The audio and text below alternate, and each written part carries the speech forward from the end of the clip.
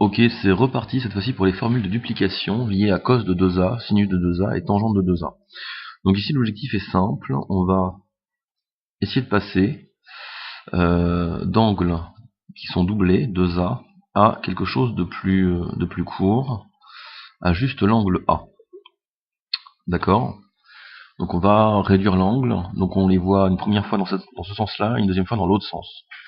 Donc pour commencer, on va checker le cos de 2a. Cos de 2a, c'est parti. Donc cos de 2a, c'est quoi?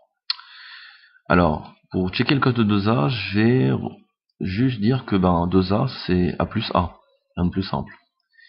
Et à partir de là, je vais pouvoir utiliser les formules d'addition vues précédemment sur le cosinus de a plus a, donc c'est-à-dire que cos de a plus a, c'est cos de a fois cos de a, moins sinus de a,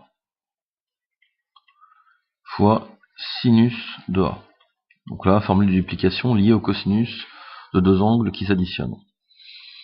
Je poursuis et je me retrouve en fin de compte avec ma première formule de duplication, c'est-à-dire, je vais avoir que le cos de 2a, je pourrais dire que c'est égal au cosinus de a au carré moins le sinus de a au carré. Première formule. Alors vous allez voir, on va les faire vraiment en rafale. Ça va être, ça se fait assez tranquillement, avec les quelques notions vues précédemment. Donc première formule de duplication. Jusque là tout va bien. Maintenant, je vais utiliser ces petites formules-là que j'ai mis ici dans un nuage, qui sont des rappels de ce que je peux faire avec le cosinus carré plus sinus carré égale 1. C'est-à-dire qu'ici, on l'a vu dans un triangle rectangle, cos carré de x plus sinus carré de x est égal à 1. Donc on peut avoir accès au sinus au carré ou au cosinus au carré en fonction, alors pour le sinus de x au carré, on a accès à cette quantité par cosinus de x au carré, et à l'inverse, cos de x au carré, on peut y avoir accès avec sinus de x au carré. Donc ça c'est plutôt cool, et on va enchaîner là-dessus, c'est-à-dire, je vais commencer par remplacer par exemple le sinus voilà, le sinus de a au carré, par ce que j'ai juste là, par cette chose-là. Je vais faire une petite flèche, ici, tac. Et ça va être déjà un premier bon job à faire. Donc cos de 2a, c'est égal à cos de a au carré, moins, ouvrez la parenthèse, attention à la règle des signes, très important à gérer, donc c'est 1 moins cos de a au carré. Et ici maintenant je vais redispatcher tout ce qui est signe, donc je vais avoir un cosinus de a au carré moins 1 plus cos de a au carré. Et je me retrouve avec ma deuxième formule de duplication liée au cos de 2a qui se trouve être cos de 2a égale, donc j'ai un cos de a au carré plus un cos de a au carré, donc j'ai deux cos de a au carré, 2 cos de a au carré moins 1. Donc là, j'ai fait ma deuxième formule, je veux dire, sur la duplication liée au cos de 2a. Maintenant, je vais faire pareil, c'est-à-dire, je vais remplacer maintenant mon cos de a au carré par autre chose, mais autre chose, pas pris n'importe où, pris dans ces formules-là que j'ai mis en rappel. Hop. Donc, le cos de a au carré, je peux le remplacer par 1 moins sinus de a au carré. Et c'est parti. C'est-à-dire que le cos de le cos de 2a, c'est égal à 2 facteurs de 1 moins sinus de a au carré, je ferme, moins 1, et je poursuis le calcul. Cos de 2a est égal à 2 fois 1, 2, moins 2 sinus de a au carré, moins 1, et là, il n'y a plus qu'à finaliser le calcul, c'est-à-dire mon cos de 2a, je peux l'écrire comme, j'ai 2 moins 1, donc c'est égal à 1, moins 2 sinus de a au carré. Voilà, ça se fait assez bien, il n'y a pas de problème, on recycle des choses qu'on a déjà vues, et on fera essentiellement ça pour les formules de duplication, c'est du recyclage. Donc maintenant que je me suis occupé du cos de 2a, je vais m'occuper du sinus de 2a.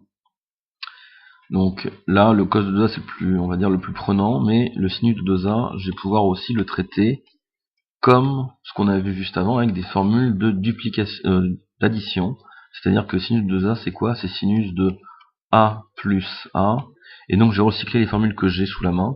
C'est-à-dire que ça me fait du sinus de A, cos de A, plus cos de A, sinus de A. Ce qui est assez tranquille. Bien sûr, la multiplication me permet de pouvoir permuter les termes, c'est-à-dire cos de A fois sinus de A, c'est pareil que sinus de A fois cos de A. Donc ici, j'ai identiquement la même chose. Cette chose-là ou cette chose-là, c'est pareil. Et je me retrouve avec la formule de multiplication liée au sinus de 2A. Donc sinus de 2A est égal à 2 facteurs de sinus de A fois cos de A.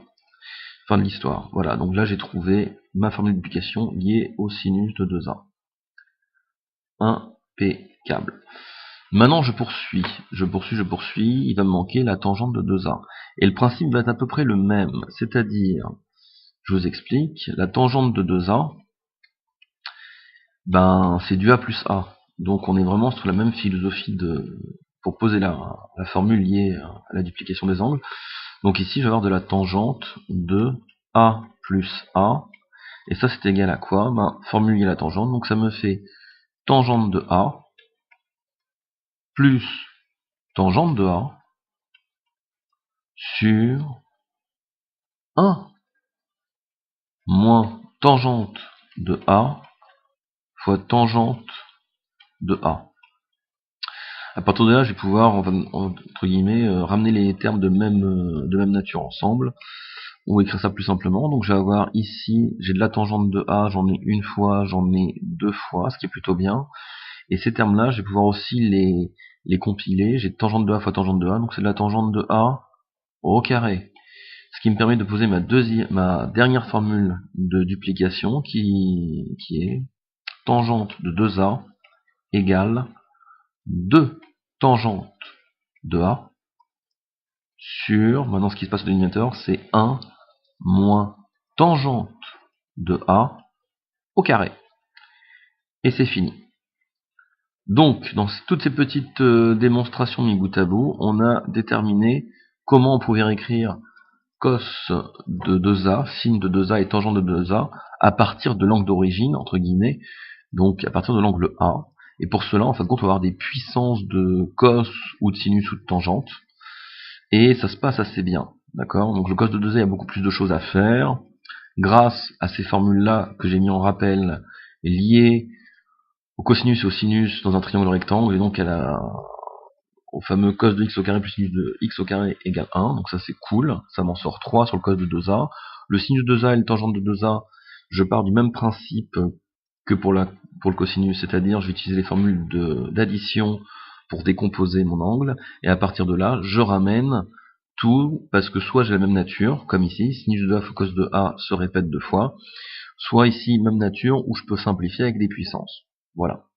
Merci d'avoir suivi ce petit cours sur les formules de duplication pour passer d'un angle de 2A à un angle de A.